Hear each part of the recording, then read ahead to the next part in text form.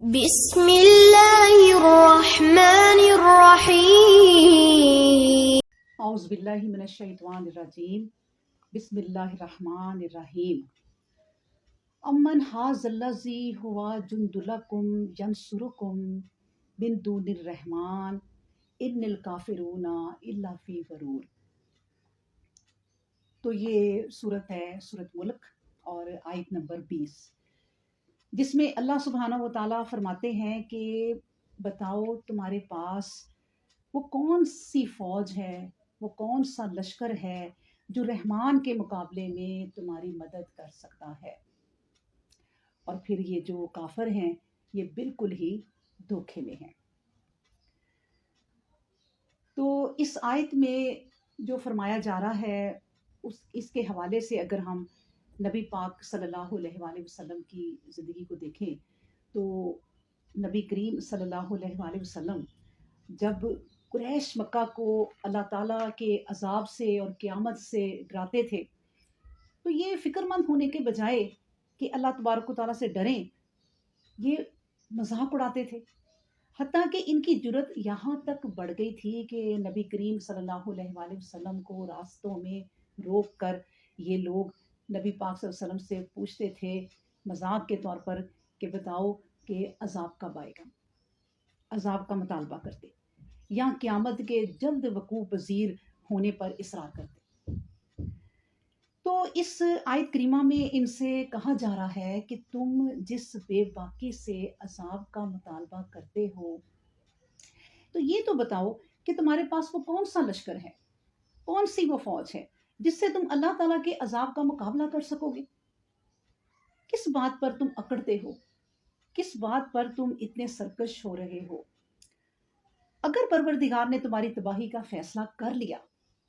یعنی عذاب لانے کا فیصلہ اگر کر لیا، تو کیا زمین کو پھٹنے یا ہچکولے کھانے سے تم روک سکو گے؟ یا آسمان سے اللہ تبارک و تعالیٰ نے اگر پتھروں کی بارش کا ارادہ کر لیا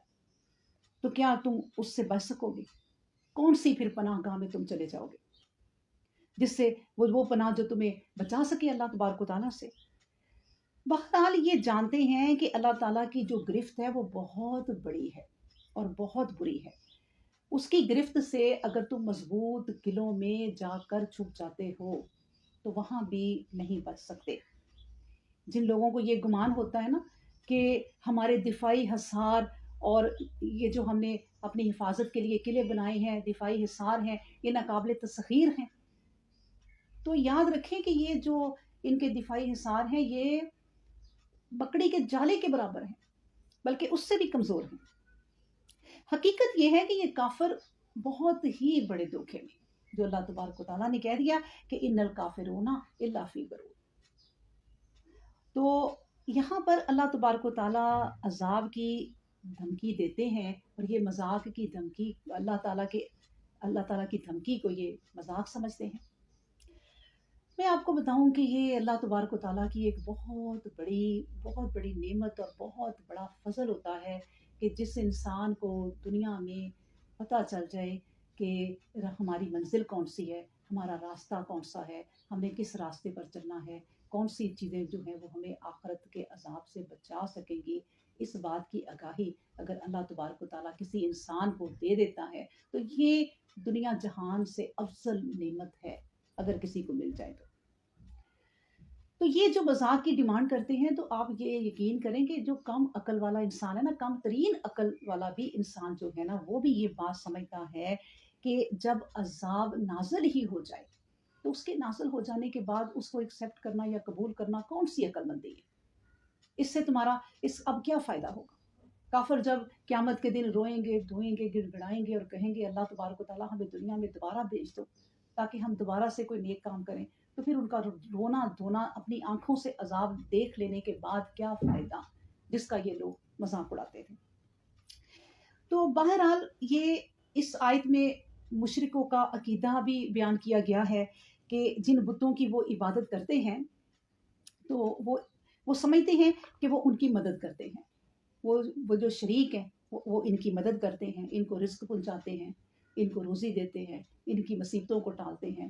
ان کی ہر معاملے میں جو ہے وہ مدد کرتے ہیں۔ بہرحال اللہ تعالیٰ نے اس آیت میں ان کے اس عقیدے کی تردید کی ہے۔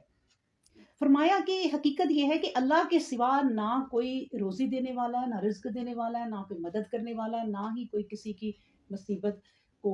اللہ کے سوا ٹال سکتا ہے، اور نہ ہی کوئی کسی پر مصیبت لا سکتا ہے۔ تو یہ سب اللہ تبارک و تعالیٰ کے کام ہے۔ کوئی لشکر ایسا نہیں جو اللہ کے مقابلے میں ان مشرکین کی حمایت کر سکے اور اللہ کے بھیجے ہوئے عذاب کو دفع کر سکے۔ یہ لوگ محض تک دھوکے میں پڑے ہوئے ہیں اور اپنی زندگی سرکشی اور دھوکے میں گزار رہے ہیں۔ دیکھا جائے نا، اگر اللہ تبارک و تعالیٰ تمہارا رزق روک لے تو کون تمہیں رزق دے گا؟ رزق دینے والی ذات تو صرف وہی ہے۔ بہرحال انسان وہی ہے جو میں آپ سے ابھی بتا چکی ہوں کہ جو اپنی منزل کو جانتا ہو۔ آپ دیکھیں کافر کی مثال تو ایسی ہے کہ وہ ناہموار راستے پر چل رہا ہے اور اسے